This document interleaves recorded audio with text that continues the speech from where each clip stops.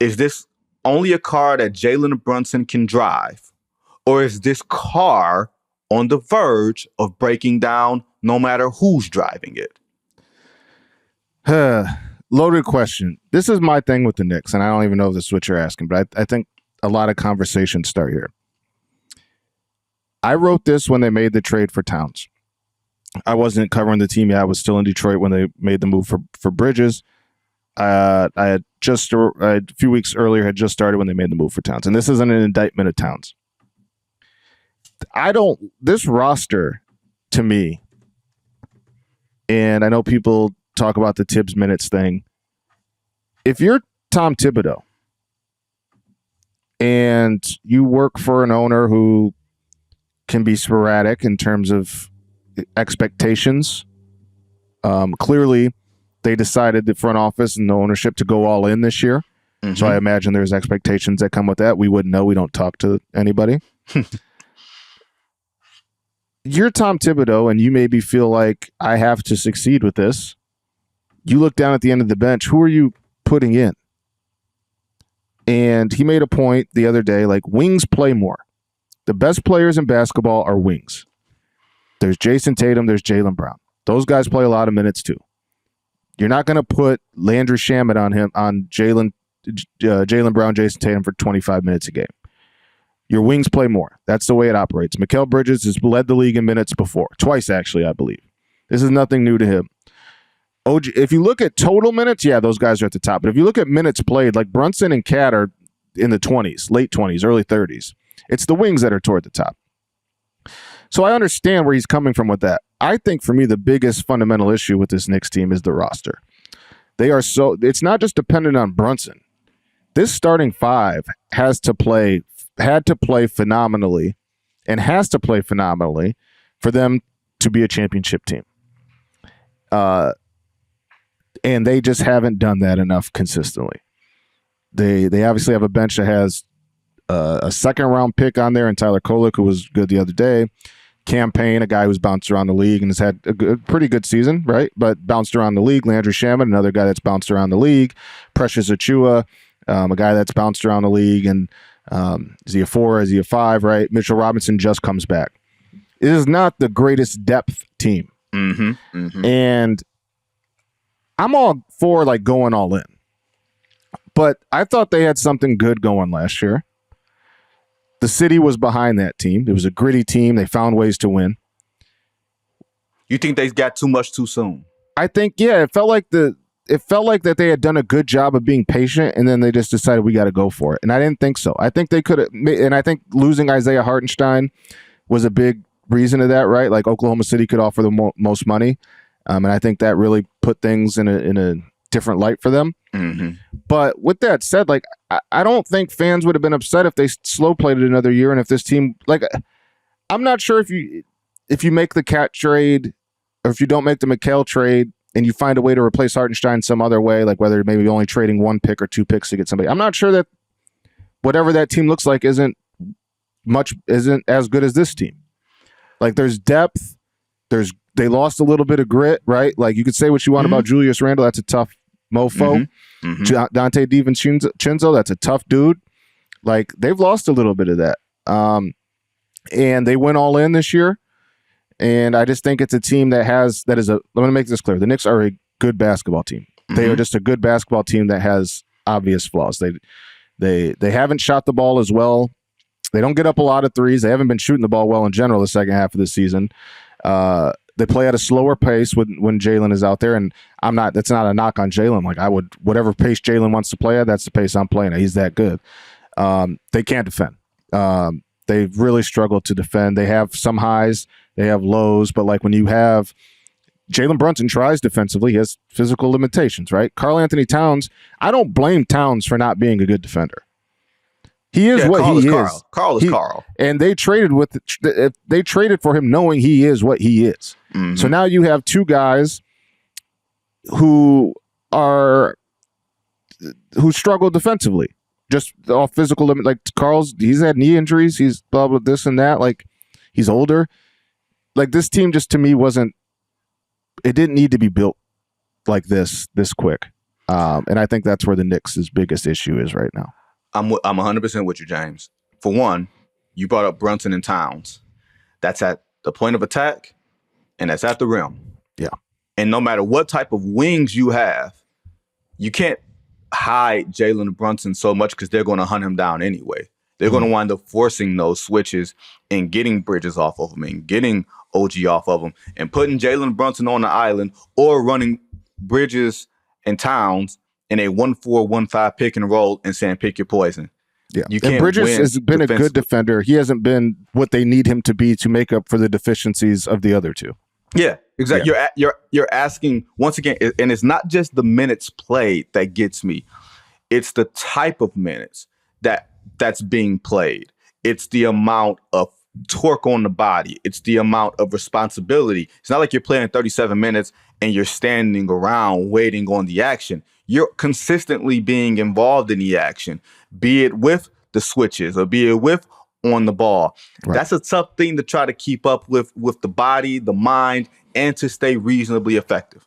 Now, the bigger point about going all in, James, Phoenix went all in. KD, Booker, Beal. The function of this collective bargaining agreement that I don't think everybody really, really understands is if you're going all in the words of Jalen Rose, when the Fab Five rolled out their starting lineup against Notre Dame, I believe, as freshmen. Oh, God. He looked around and said, this better work. Like, if you go all in, it had better work.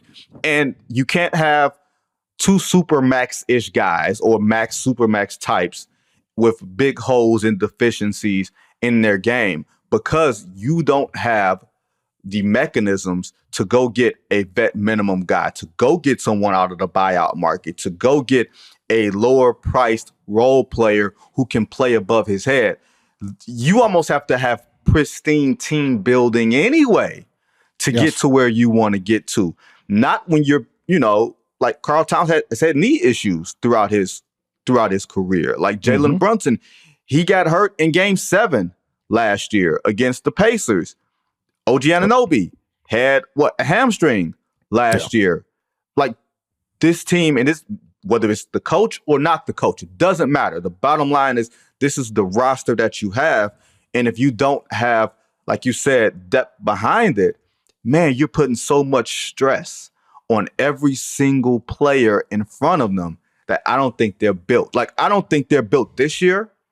I don't know what type of change you can make this summer that can elevate them to the Boston, to the Cleveland, assuming that they're there, sort of category in the Eastern Conference. I feel like their ceiling is a second round team, and it's going to be that.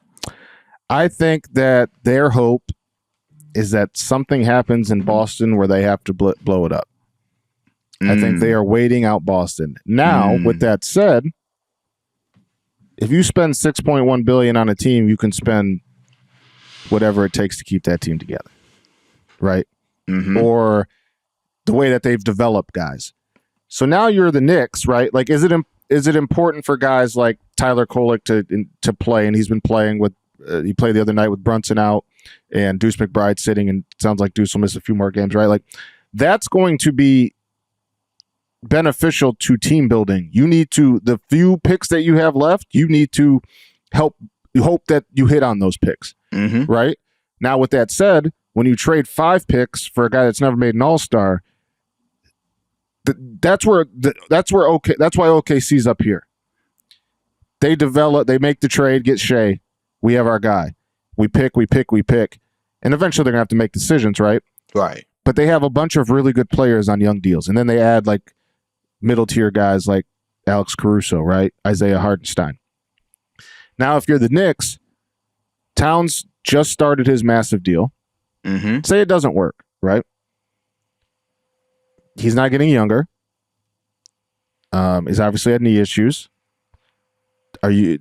You're not going to, and to their credit, they didn't give up a ton for him. I don't really mind the Cat trade, right? Right. Like, I mind it in the sense that you lost a very big bench piece in Dante. You had to give up a first. Like, it is like what it is. I'm of the belief, like, if you didn't think you wanted to bring Randall back, whatever. But, like, I don't think you needed to go get a guy who has a 5-year deal. And again, this is not a knock on Cat. Like I like Cat. Like Cat is one of the best offensive bigs we've ever seen. Great person. But we're talking about from like a team building standpoint. Like, so now you latch yourself in to a guy who's on a 5-year deal. Like, I think that if there's a world where we kind of, I wouldn't be surprised if there's a world where we view the Cat deal like how Levine was being treated sooner rather than later, right? Because teams know he has a deficiency on the defense. Again, has had knee issues, and like that stuff matters. And then you trade for Mikal, and I don't mind trading 5 firsts for a player if he's the missing piece, and you have all this other stuff. And again, Mikal didn't ask to be traded for 5 firsts. This isn't a knock on. It's like the Luke Kennard thing when we were both in Detroit. He is. Like, yeah, people took it out on Luke Kennard because the Pistons didn't draft Donovan Mitchell. Luke Kennard's a good basketball player. Mikal Bridges is a good basketball player. He's always going to be compared to the 5 first-round picks, but he hasn't been as good defensively as they needed him to. And he's a mid-range shooter, mid-range scorer. And that's kind of that's not necessarily conducive to helping a team and those around you get better. I think that the Knicks, okay, so even say this doesn't go well this year, and then they're like, okay, let's go get Kevin Durant. What is that going to fix? What is that going to fix? They're going to have to trade 2 of those guys to go get Kevin Durant. They don't have any picks. You could trade your 2031 pick swap if you want, whatever. That's all they really have left. And, okay, so you get Kevin Durant. So you still have no bench. And the defense hasn't changed. So I just don't.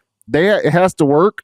I wonder if maybe they bite the bullet and say saying it doesn't work out. Like, do you egg on the face? All right, let's see if we can trade Mikal for 2 picks and 2 rotation players. Help balance out the roster. Help get right. Like that's when you say like I don't know what you can do. To me, that's the only thing that kind of like comes to mind to make sense if you're looking at like proper team. But now there's a world where they just want a star hunt, and I would say that what we've seen so far suggests that might be the case. New York City, bright lights. Like, wouldn't if you're willing to deplete your bench that much, like to get Towns and like, maybe there's a world where the owner is like, let's get the biggest star we can get. Maybe they luck out and they can get Giannis. But if I'm Milwaukee and I'm trading Giannis, I'm rebuilding, and the Knicks don't have stuff to give for rebuilding. So I don't know. We'll see. I just think the roster.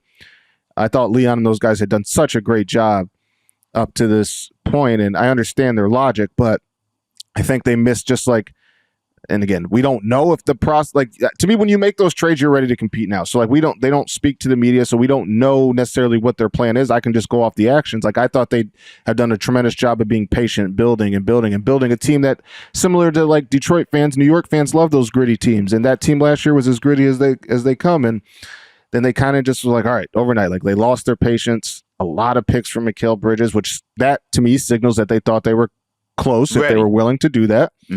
And then they get the bigger name in Cat. So these next few years could be interesting.